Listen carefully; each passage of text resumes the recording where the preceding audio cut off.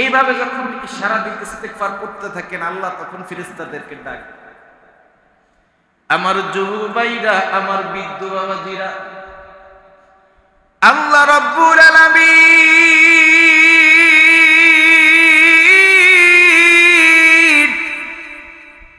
ফেরেশতাদেরকে ডেকে ডেকে বলে, ফেরেশতারা রে, তোরা একটা নজর তাকায় দেখ, তোরা বলছিলি এই আদম সন্তান বানাইতে না, একটাবার তাকায় দেখলে ফেরেশতা, এই বান্দাগুলা সারাদিন আমি মালিককে ডাকে, এই বান্দাগুলা সারাদিন বলে আস্তাগফিরুল্লাহ,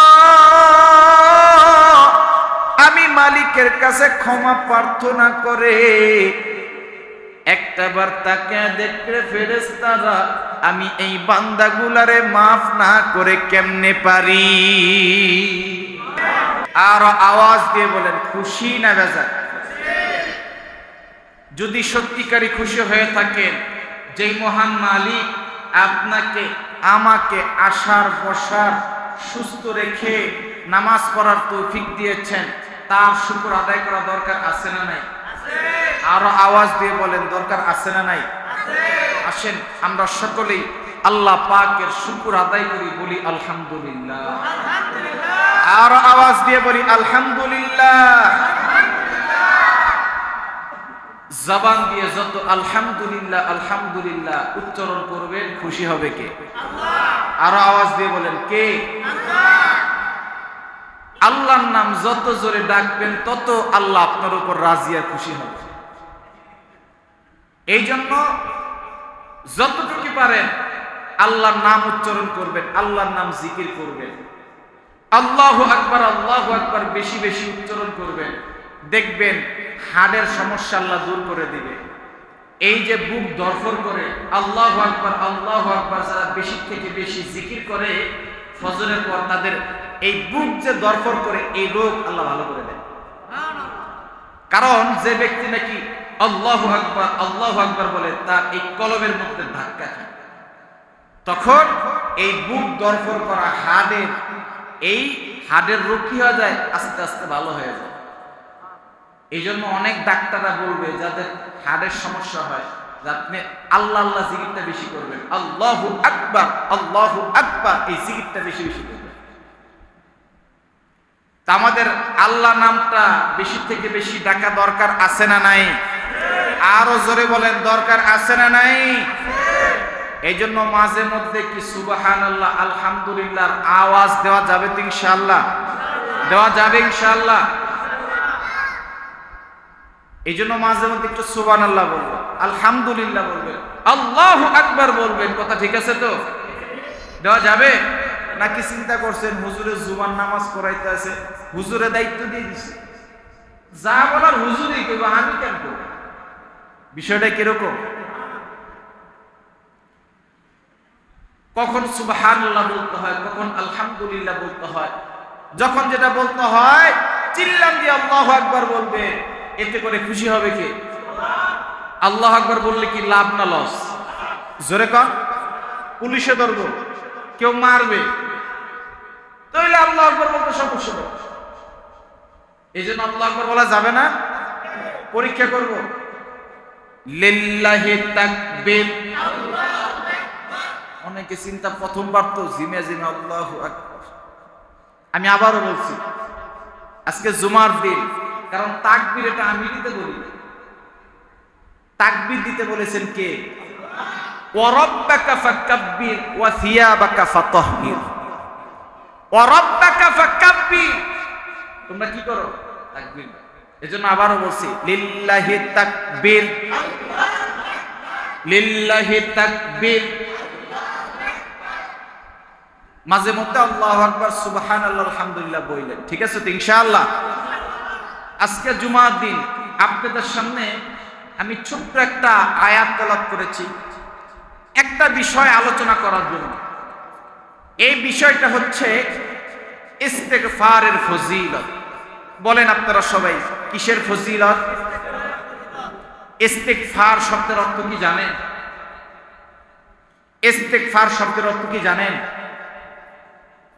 ইস্তেগফার অর্থাৎ কি? ক্ষমা প্রার্থনাকারী।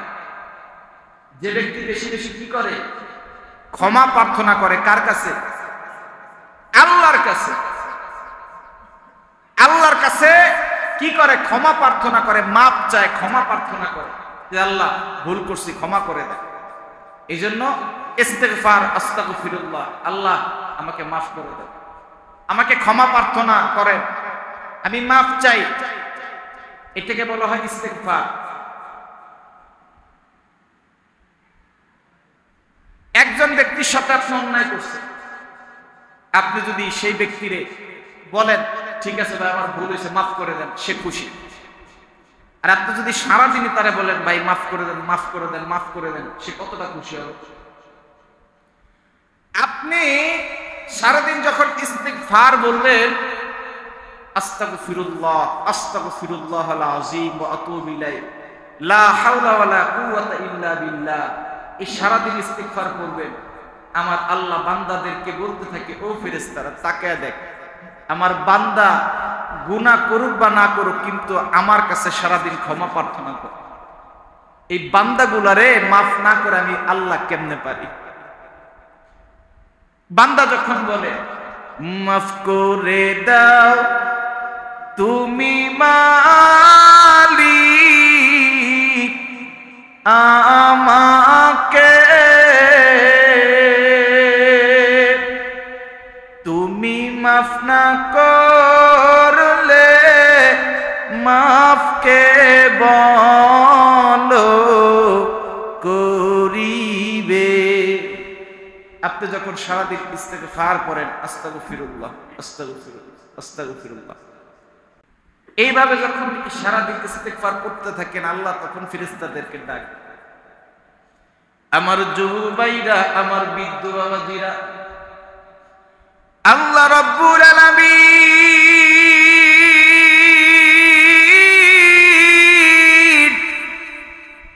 ফেরেশতাদেরকে ডেকে ডেকে বলে, ফেরেশতারা রে তোরা একটা নজর তাকায় দেখ, তোরা বলছিলি এই আদম সন্তান বানাইতে না, একটাবার তাকায় দেখলে ফেরেশতা এই বান্দাগুলা সারাদিন আমি মালিককে ডাকে, এই বান্দাগুলা সারাদিন বলে আস্তাগফিরুল্লাহ, আমি মালিকের কাছে ক্ষমা প্রার্থনা করে, একটাবার তাকে দেখলে ফেরেশতারা আমি এই বান্দাগুলারে মাফ না করে কেমনে পারি? ও ফেরেশতারা তোরা সাক্ষী থাক, আমার যে বান্দাগুলা সারাদিন ইস্তেগফার করে আমি আল্লাহ তাদেরকে মাফ করে দিলাম এবং তাদের ওই যে পাপগুলা সেইগুলা নেকের দ্বারা পরিবর্তন করে দিলাম। বান্দা যখন তওবা করে আল্লাহ রাব্বুল আলামিন কি করেন? তার যে পাপগুলো আল্লাহ মাফ করে দেন সেইগুলাকে আল্লাহ নেক দ্বারা পরিবর্তন করে দেন। আর জোরে বলেন, তার মানে তওবা করলে লাভ না লস? আর জোরে বলেন, লাভ না লস? ইস্তেগফার করলে লাভ না লস? এই জন্য ইস্তেগফার করতে হবে, ক্ষমা প্রার্থনা করতে হবে, আস্তাগফিরুল্লাহ আস্তাগফিরুল্লাহ আস্তাগফিরুল্লাহ। সব সমস্যার সমাধান একটাই, ইস্তেগফার করবেন। সব সমস্যা একটাই, দুরূদ শরীফ পড়েন। যে ব্যক্তি দুরূদ শরীফ ইস্তিগফার বেশি বেশি করে, আল্লাহ রাব্বুল আলামিন যে ব্যক্তি ইস্তিগফার প্রতিনিয়ত করতেই থাকে, আল্লাহ রাব্বুল আলামিন তাকে মুস্তাজাবুদ দাওয়া বানায় দেয়। আলহামদুলিল্লাহ জোরে বলেন আলহামদুলিল্লাহ। এখন বলবেন হুজুর মুস্তাজাবুদ দাওয়া কাকে বলে? এই মুস্তাজাবুদ দাওয়া বলা হয় যে ব্যক্তি আল্লাহর কাছে হাত তুলতে দেরি কিন্তু আল্লাহর তার দোয়া কবুল করতে দেরি করে না, তার নাম হচ্ছে মুস্তাজাবুদ দাওয়া। সুবহানাল্লাহ জোরে বলেন। যে ব্যক্তি হাত তুলতে দেরি কিন্তু আল্লাহ কি করতে দেরি করেন না, তার দোয়া কবুল করতে দেরি করেন না, তাকে বলা হয় মুস্তাজাবুদ দাওয়া। আর এই মুস্তাজাবুদ দাওয়া কাকে বানায়? যে ব্যক্তি বেশি বেশি ইস্তিগফার করে। যে ব্যক্তি প্রতিনিয়ত ইস্তিগফার করে আল্লাহ রাব্বুল আলামিন তাকে মুস্তাজাবুদ দাওয়া বানায় দেয়, অর্থাৎ সে ব্যক্তি আল্লাহর কাছে দোয়া করতে দেরি হবে, আল্লাহ তার দোয়া কবুল করতে দেরি করবে না। দেখবেন অনেকে মক্কায় যায়, উমরা করতে যায়, বড় হজ করতে যায়, যায় কি যায় না? আরো জোরে কর। আপনাদের ইচ্ছা আছে না নাই? আছে। আল্লাহর ঘর দেখতে মনে চায়। আল্লাহ রাব্বুল আলামিন আমাদের সবাইকে আল্লাহর ঘর দেখার তৌফিক দান করুক। জোরে কোন আমিন। আমিও নিয়ত করছি ইনশাআল্লাহ, হয়তো রমজানের পরে যেতে পারে। নিয়ত করেন আল্লাহ যেন আপনাদেরকেও যাওয়ার তৌফিক দান করে। তো বলতেছিলাম অনেক সময় অনেকে হজে যায়, উমরা করতে যায়, তো মুআল্লিম যারা আছে, মুআল্লিম যারা নাকি হজ এজেন্সি মুআল্লিম, তো ওই উমরা যাওয়ার আগে তাদেরকে একটা কথা বলে দেয়। কি বলে দেয়? সেটা হচ্ছে, দেখেন হাজী সাহেব, আপনারা আল্লাহর ঘরের মেহমান, আপনারা আল্লাহর ঘরের মেহমান। বিমান গিয়ে নামার পরে গাড়ি থেকে সর্বপ্রথম আপনাদেরকে কি দেখানো হবে? কাবা ঘর দেখানো হবে। জীবনের প্রথম যে কাবা দেখবে, এই চোখ দিয়ে যে কাবা দেখার সঙ্গে সঙ্গে যেই দোয়া করবে আল্লাহ সেই দোয়াই কবুল করে নেয়। আরো জোরে, যে ব্যক্তি নাকি জীবনের প্রথম কাবা ঘর দেখবে, দেখার সাথে সাথে যেই দোয়া করবে আল্লাহ সেই দোয়াই কবুল করে নেয়। এটা আমি বলি নাই, আমার বিশ্বনবী বলেছে। শুধু তাই নয়, এই যে কাবা ঘরের আশপাশে কিছু জায়গা আছে যেইগুলো হচ্ছে দোয়া কবুলের একটা মাধ্যম, ওই জায়গায় দোয়া করলে আল্লাহ কবুল করে। মুতাজিম একটা জায়গা, এই জায়গাটা দোয়া করলে আল্লাহ কবুল করে। যখন মানুষ তোয়াফ করে, এই তোয়াফের সময় অনেকে দেখবেন হাত তুলা তুলা দোয়া করতেছে আর তোয়াফ করতেছে। এই তোয়াফের সময় যদি কেউ দোয়া করে আল্লাহ কবুল করে। তাই মুআল্লিম শিখিয়ে দেয় যে আপনি যখন নাকি সর্বপ্রথম কাবা দেখবেন, তখন আপনি এক সাউন্ডেতে কি কি যাবেন। ধরেন আপনি যে কোনো 1, 2, 5টা চাইতে পারবেন, এর বেশি তো নাহলে 10টাই চাইবেন, নাহলে 20টাই চাইবেন, এর বেশি তো চাইতে পারবেন না। কথা বলেন ঠিক কিনা? কিন্তু আমি আপনাকে ভালো একটা পদ্ধতি শিখিয়ে দিই। কি পদ্ধতি? আপনি জীবনের প্রথম যখন নাকি বিমান থেকে নামাবে, প্রত্যেকটা হাজী সাহেবের অন্তরে শুধু একটাই থাকে, কখন এই চোখ দিয়ে কাবা দেখবে। কথা বলেন ঠিক কিনা? এই চোখ দিয়ে যদি কাবাই দেখা না যায়, কাবাই দেখতে না পারি, তাহলে এই চোখ দিয়ে জীবনে কত কিছু দেখলাম, এই চোখের কোনো মূল্য নাই যদি আল্লাহর ঘরে দেখতে না পারে। কথা বলেন ঠিক কিনা? পৃথিবীর সবচেয়ে দামি ঘর কাবা ঘর। প্রত্যেকটা হাজী সাহেব অন্তরে একটাই থাকে, কখন গাড়িটা কাবার সামনে দাঁড়াবে আর কাবার থেকে দাঁড়িয়ে আমরা কখন হেরেম শরীফ দিয়ে আল্লাহর ঘর কাবাটা দেখব। এই মুআল্লিম বলে দেয়, ও হাজী সাহেব, আপনারা সর্বপ্রথম যখন নাকি হেরেম শরীফ দিয়ে গিয়ে কাবাটা দেখবেন, চোখ দিয়ে দেখার সঙ্গে সঙ্গে একটা দোয়া করবেন। কি? ও আল্লাহ, আমি জীবনে যত দোয়া করব আপনি সব দোয়া কবুল করে নেবেন। জোরে কর। আল্লাহ, আমি জীবনে যত দোয়া করবো আপনি সব কবুল করে নেবেন। এখন কোন হাজী সাহেবের এই দোয়াটা যদি আল্লাহ কবুল করে নেয়, যে আল্লাহ আমি জীবনে যতবার কি করব দোয়া করবো আপনি কবুল করে নেন, এই দোয়া কবুল করা মানে আপনি জীবনে যত দোয়া করবেন সব আল্লাহ কবুল করে নেবেন। কথা কোন ঠিক কিনা? কারণ আপনি একসাথে কয়টা যাবেন? 1টা, 2টা, 5টা, 10টা, 100টাই নিয়ে যাবেন। দোয়ার কি কোনো শেষ আছে? কিন্তু আপনি যখন বলছেন আল্লাহ আমি জীবনে যতবার আল্লাহ দোয়া করবো আপনি আমার সব দোয়া কবুল করে নেবেন, তার মানে এই দোয়াটা যদি আল্লাহ কবুল করে নেয়, আপনি ওইখানে থাকা অবস্থায় বাংলাদেশে আসবেন, মৃত্যুর আগ পর্যন্ত যত দোয়া করবেন আল্লাহ সব কবুল করে নেবেন। কথা বলেন ঠিক কি? তার মানে বোঝেন দোয়া কবুল, দোয়াও একটা ইবাদত। আর দোয়া মুখুল ইবাদত, দোয়াও একটা ইবাদত। আমরা এখন দোয়া করতে চাই না, দোয়া করতে চাই না, ভাবি এত দোয়া করে আল্লাহ কবুল করে না। আসলে কবুল করার যে মাধ্যম ওইটাই তো আমরা করি না। দোয়া যে কবুল হবে, কেন কবুল হবে, যেই মাধ্যম সেটাই তো আমরা করি না। এই যে দেখেন দোয়া কবুলের কি মাধ্যম সেটা আজকে বলে দিতেছি। সেটা হচ্ছে ইস্তিগফার। বেশি বেশি ইস্তিগফার করবেন, আল্লাহ আপনার দোয়া কবুল করবে। বেশি বেশি ইস্তিগফার করবেন, আল্লাহ আপনাকে মুস্তাজাবুদ দাওয়া বানায়। মুস্তাজাবুদ দাওয়া কাকে বলে? যে ব্যক্তি নাকি আল্লাহর কাছে হাত তুলবে, আল্লাহ রাব্বুল আলামিন তার দোয়া সঙ্গে সঙ্গে কবুল করে নেবে। এই জন্য নিয়ত করে যে আজকের থেকে ইস্তিগফারের আমল শুরু করে দেব। আজকের থেকেই ইস্তিগফারের আমল শুরু করব। সারাদিন পড়তে হবে তা না, নিয়ত করে আমি 5 ওয়াক্ত নামাজ প্রত্যেক ওয়াক্তের পর আমি 200 বার করে ইস্তিগফার করব। সারাদিনে 1000 বার ইস্তিগফার করব। আমার মা বোনেরা যারা নাকি ঘরের মধ্যে আছেন, রান্না করেন, ইস্তিগফার করেন। আপনি ঘর ঝাড়ু দিতেছেন, ইস্তিগফার করেন। দেখবেন আল্লাহ আপনাকে মুস্তাজাবুদ দাওয়া বানায় দিবে। আপনার সন্তানের জন্য আপনি দোয়া করবেন, আল্লাহ কবুল করে নেবে। এই জন্য আমার মা বোন যারা আছেন, আমার ভাইরা যারা আছেন, ইস্তিগফারের আমল করেন। সারাদিনে অন্তত 1000 বার ইস্তিগফার করবেন। পারবেন তো ইনশাআল্লাহ? নিয়ত করেন তো ইনশাআল্লাহ আজকের থেকে 1000 বার করে ইস্তিগফার করব। হাত উঠে নিয়ত করেন তো ইনশাআল্লাহ আজকের থেকে 1000 বার করে ইস্তিগফার করব। আল্লাহ আপনার বান্দাগুলো নিয়ত করছে, আল্লাহ যে ব্যক্তি নিয়ত করে তাকে আপনি একটা নেকি দান করেন, আল্লাহর সাথে সেই তৌফিকও দান করেন।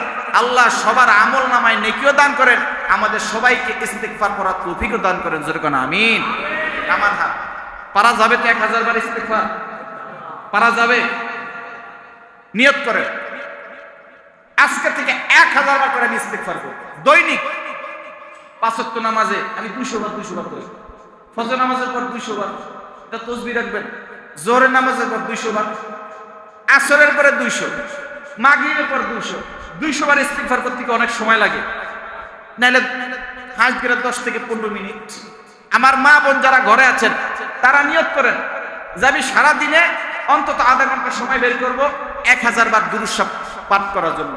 দেখবেন হাসান বসরি রাদিয়াল্লাহু আনহু, এই হাসান বসরি রাহমাতুল্লাহ আলাইহি, তার কাছে একজন আসছে, এসে বলতেছে, আল্লাহর কুতুব হাসান বসরি, আমার সন্তান তো মানুষ হচ্ছে না, আমি কি করব? হাসান বসরি রাহমাতুল্লাহ আলাইহি বলেন, তুমি ইস্তিগফার করো। আরেকজন লোক আসছে হাসান বসরির কাছে, ও হাসান বসরি, আমি আমার ব্যবসা বাণিজ্য ভালো না, আপনি একটা আমল শিখায় দেন। কয় তুমি ইস্তিগফার করো। আরেকজন লোক আসছে, হাসান বসরি, আমি তো অসুস্থ, কি করব? কয় তুমি ইস্তিগফার করো। এখন যত লোকই আসে সবাই রে বলে ইস্তিগফার করো।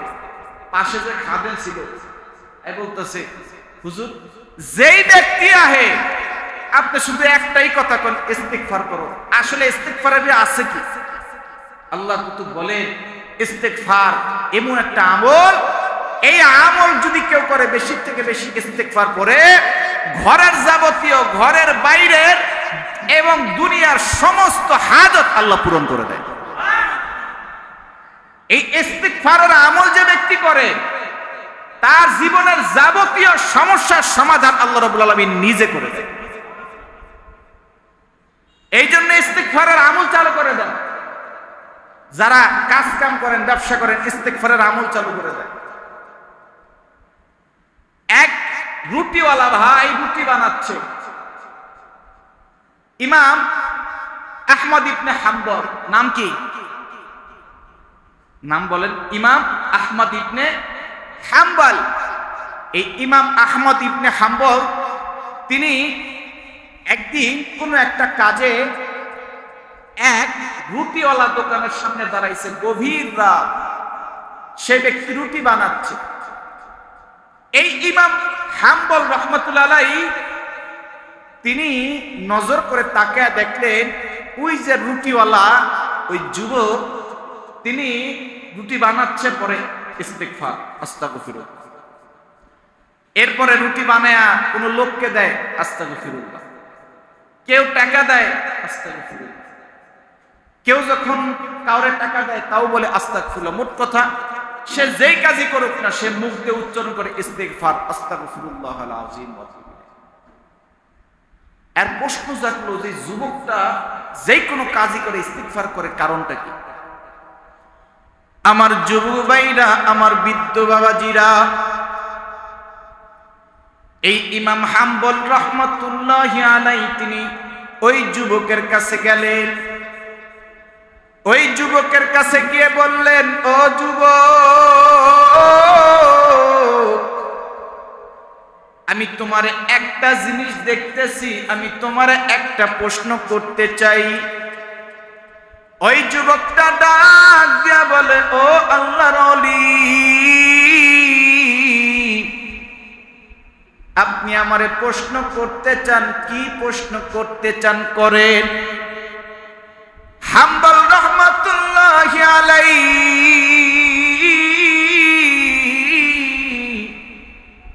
তিনি যুবককে ডাক দিয়া বলে, যুবক, তোমার আমি নজর করে তাকিয়ে দেখলাম তুমি রুটি বানাইতাছো, করো আস্তাগফিরুল্লাহ। এই রুটি যখন কাউরে দাও, করো আস্তাগফিরুল্লাহ।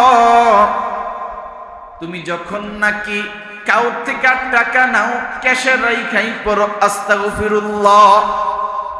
তুমি যখন নাকি কাউরে টাকা দাও, পড়ো আস্তাগফিরুল্লাহ। আমি তোমার কাছে জানতে চাই, তুমি সব কাজে কেন আস্তাগফিরুল্লাহ পড়ো? ওই যুবকটা একটা ডাক দিয়া বলে, ও আল্লাহর কুতুব, আপনি তো হয়তোবা জানেন না, আমি যেই কোনো কাজই করি না কেন আমি ইস্তিগফার পড়ি। আপনি আরেকটা জিনিস জেনে অবাক হবেন, ও আল্লাহর কুতুব, সেই জিনিসটা হইল আমি হচ্ছি মুস্তাজাবুদ দাওয়া। একজন রুটিওয়ালা, সে মুস্তাজাবুদ দাওয়া। বিষয়টা কেমন? ইমাম আহমদ ইবনে হাম্বল ওই জামানার সবচাইতে বড় আল্লাহর ওলি, সবচাইতে বড় আলেম, যাকে দেখার জন্য মানুষ হাজার হাজার কিলোমিটার থেকে দূরে আসে। এই ইমাম আহমদ ইবনে হাম্বল আমাদের বাংলার জমিনে আল্লাহর ওলি ছিলেন আহমদ শফি সাহেব। কথা বলেন ঠিক কি? তারে দেখার জন্য বাংলাদেশের আনাচে কানাচে থেকে কত মানুষ হাটাজারি জমিনে যায় শুধু তার একটা নজর দেখার জন্য, তার একটা সোহবত পাওয়ার জন্য। কথা বলেন ঠিক কি? এই ইমাম আহমদ ইবনে হাম্বল তিনি ছিলেন ওই জামানার সবচাইতে বড় আলেম, আল্লাহর ওলি। ওই যুবকটা যখন কইছে, হুজুর আপনি তো জানেন না আমি কিন্তু মুস্তাজাবুদ দাওয়া, এই কথা শুনে আল্লাহর ওলি চমকে গেছে। কি বলো তুমি মুস্তাজাবুদ দাওয়া? এটা কিভাবে? ওই যুবকটা একটা ডাক দিয়া বলে, ও আল্লাহর কুতুব, আমি যখনই কোনো কাজ করি শুধু ইস্তিগফার করি। আমি যখন রাস্তা দিয়া হাঁটি আমি ইস্তিগফার করি গো। আমি যখন খাবার খাই পড়ি আস্তাগফিরুল্লাহ। আমি যখন দোকান খুলি পড়ি আস্তাগফিরুল্লাহ। আমি যখন দোকান বন্ধ করি তখনও বলি আস্তাগফিরুল্লাহ। আমি আল্লাহর কাছে সারা দিন ক্ষমা চাইতে থাকি গো। ও আল্লাহর কুতুব, আমি এই ইস্তিগফার পড়তে পড়তে আল্লাহ আমারে মুস্তাজাবুদ দাওয়া বানায়া দিছে। আল্লাহর কুতুব কয়, তুমি যে মুস্তাজাবুদ দাওয়া, তুমি তো যা দোয়া করবে আল্লাহ সব কবুল করে। কয় হ্যাঁ আল্লাহর কুতুব, আমি যা দোয়া করি আল্লাহ সব কবুল করে নেয়। তাহলে যুবক একটা কথা আমাকে বলো। কি? ও যুবক, তুমি একটা কথা আমারে বলো, তুমি যেই দোয়া করো সেই দোয়াই যদি আল্লাহ কবুল করে নেয়, জীবনে এমন কি কি দোয়া করছো যেটা আল্লাহ কবুল করছে? আমি জানতে চাই। ওই যুবকটা মনের আক্ষেপ নিয়ে একটা কথা বলছে, ও আল্লাহর কুতুব, আল্লাহর কুতুব, আমি বলা তোমার কোন দোয়াটা কবুল হয় নাই আমি জানতে চাই। আল্লাহু আকবার, জোরে কর। শুনবেন কোন দোয়াটা কবুল হয় নাই? শুনবেন? আল্লাহু আকবার বলতে পারবেন? পারবেন? দেখেন যুবক কি বলে। এই যুবকটা বলতেছে, ও আল্লাহর ওলি, আল্লাহর ওলি, আমি আপনাকে চিনি না, তবে আপনি যখন আমারে জিজ্ঞেস করছেন, ওই যুবকটা কিন্তু জানে না আহমদ ইবনে হাম্বল। ওই যুবকটা জানে না যে এত বড় আল্লাহর ওলি তার দোকানের সামনে। এক পর্যায়ে যুবকটা বলল, ও আল্লাহর ওলি, আপনি যখন আমার কাছে জিজ্ঞেস করছেন, আপনার একটু বলি যে আমার কোন দোয়াটা কবুল হয়নি। আমার যুবক ভাইরা, বৃদ্ধ বাবাজিরা, ওই যুবকটা একটা ডাক দিয়া বলে, আল্লাহর ওলি,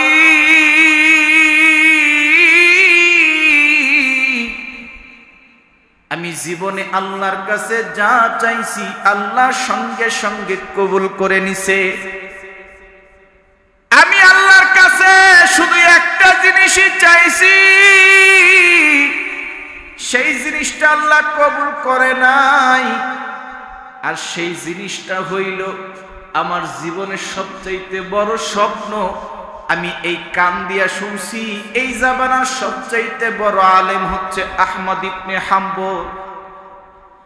আমি এই আল্লাহর ওলি, এই আল্লাহর ওলির একটা নজর দেখতে চাই গো। আমি আল্লাহর কাছে অনেক দোয়া করছি, কিন্তু আমি আহমদ ইবনে হাম্বলরে কোনোদিন দেখতে পারি নাই। আমার জীবনে একটাই স্বপ্ন, ওলি, আমি সবচাইতে বড় আলেম আহমদ ইবনে হাম্বলের সাথে মুসাফা করব। আমি শুনছি ইনি হচ্ছেন এই জামানার সবচাইতে বড় ওলি। আমি যতই ইস্তিগফার করি আমাকে আল্লাহ মুস্তাজাবুদ দাওয়া বানায়া দিছে। আমি আল্লাহর কাছে যা চাইছি আল্লাহ সব দিছে, শুধু একটা জিনিস আমি পাই নাই, সেই জিনিসটা হইল আহমদ ইবনে হাম্বলকে কোনোদিন দেখতে পারি নাই। এই কথাটা যখন বলতেছে আল্লাহর ওলি চোখের পানি ফেলায় কাঁদতেছে। আহমদ ইবনে হাম্বল চোখের পানি ফেলায় কান্দার কয়, মালিক, এই জায়গায় আপনি আমারে কেন আনছেন আমি এইবার বুঝতে পারছি। এই যুবকটা যে মুস্তাজাবুদ দাওয়া, এটা এখন আমি বুঝতে পারছি। তার কারণ হচ্ছে এই যুবকটা যত দোয়াই করে আল্লাহ কবুল করে নেয়, কিন্তু এই যুবকটা বলতেছে আহমদ ইবনে হাম্বলরে তার দেখার ইচ্ছা, কিন্তু কোনোদিন দেখতে পারে নাই। ও যুবক, আমি এখন তোমার একটা কথা বলবো, সেই কথাটা হইল তুমি যে আহমদ ইবনে হাম্বলরে দেখতে চাইছো, তোমার ইস্তিগফারের ফজিলতে তুমি যে মুস্তাজাবুদ দাওয়া আল্লাহর কাছে দোয়া করছো আহমদ ইবনে হাম্বলরে দেখার জন্য, এই জন্য যুবক আহমদ ইবনে হাম্বলের কাছে তোমারে যাইতে হয় নাই, আহমদ ইবনে হাম্বলরে আল্লাহ তোমার কাছে পাঠাইয়া দিছে। আমি একটা কাজ করার জন্য এখান দিয়ে যাতায়াত করছিলাম, কোনো এক কারণে আমি তোমার দোকানের সামনে বসে গেছি। আমি এখন বুঝতে পারলাম কেন আল্লাহ তোমারে দোকানের সামনে আনছে।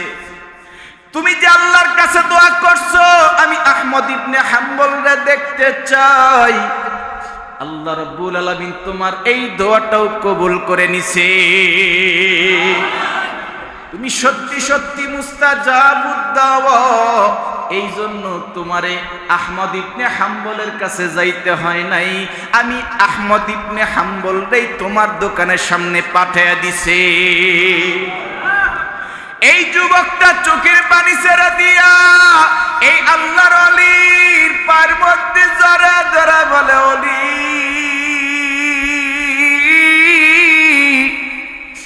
আমার সারাটা জীবনের স্বপ্ন ছিল আমি আপনার একটা নজর দেখব। আমি একজন আলেমের এই জবান দিয়া শুনছি যে ব্যক্তি নাকি সারাদিন ইস্তিগফার পড়ে তার জবানটা আল্লাহ মুস্তাজাবুদ দাওয়া বানায়া দেয়। যে ব্যক্তি নাকি আস্তাগফিরুল্লাহ পড়তে থাকে আল্লাহ তারে মুস্তাজাবুদ দাওয়া বানায় দেয়, সে দোয়া করলে আল্লাহ কবুল করে। আমি সেদিন থেকে আমি দোকানে যত কাজই করি আমি সারা দিন বসে বসে ইস্তিগফার পড়ি। আমি আল্লাহর কাছে যখনই দেখলাম আমি দোয়া করলেই কবুল হয়, আমি সেদিন থেকে একটা দোয়াই করতাম, ও আল্লাহর ওলি, আমি শুধু আল্লাহর একটা বার বলতাম, মালিক এই জামানার সবচাইতে বড় ওলি আহমদ ইবনে হাম্বলরে আমি দেখতে চাই। আমি কোনোদিন বুঝতে পারি নাই, আমি কোনোদিন ধারণাও করতে পারি নাই গো, আপনার মতন একজন আল্লাহর ওলি আমি যুবকের দোকানের সামনে আল্লাহ হাজির করে দিবে। আপনার মতন একজন ওলি আমার সামনে আসছে গো, আমি আপনার বুকের সাথে বুকটা মিলাইয়া আমি আল্লাহর শুকর আদায় করতে চাই। এই যুবকটা আহমদ ইবনে হাম্বল বুকে জড়ায়া কাঁদতেছে, বলতেছে, আমার জীবনে আর কোনো স্বপ্ন নাই, ও আল্লাহর ওলি, আমার জীবনের সবচাইতে একটাই স্বপ্ন ছিল, আমি আপনার সাথে বুকের সাথে বুকটা জড়ায়া ধরবো, আপনার সাক্ষাৎ পাবো। আমি যেই দোয়া করছি আমার সব দোয়ার মধ্যে এই দোয়াটাই কবুল হয় নাই, আজকে প্রমাণ পেয়ে গেলাম আমার এই দোয়াটাও আল্লাহ কবুল করে দিছে। আল্লাহু আকবার। এই জন্য ইস্তেগফার করা যাবে, যাবে, নিয়ত করেন। আমার যুবক ভাই বিদেশে যেতে পারতেছেন না, ভিসা হইতেছে না, বাড়িতে সমস্যা, অভাব, চাকরি হচ্ছে না, ইস্তেগফার করেন। কতবার? জোরে কন, আরো জোরে কন, আরো জোরে। 1000 বার দুরূদ, 1000 বার ইস্তেগফার করবেন, দৈনিক নিয়ম করেন। আমি ইয়াসিন আরাফাত মাহমুদি বলে দিয়ে গেলাম, আপনি 1 মাসে আমল করেন, আপনার যাবতীয় সমস্যা আস্তে আস্তে কমতে থাকবে, আপনার ঘরের সমস্যা, বাইরের সমস্যা, অভাব অনটন আস্তে আস্তে দূর হয়ে যাবে ইনশাআল্লাহ। এই জন্য পারা যাবে ইস্তেগফার করা, যাবে যাবে। আল্লাহ রাব্বুল আলামিন আমাদের সব ভাইকে আল্লাহ বেশি থেকে বেশি ইস্তেগফার করার তৌফিক দান করুক। জোরে কোন আমিন, আরো জোরে বলেন আমিন।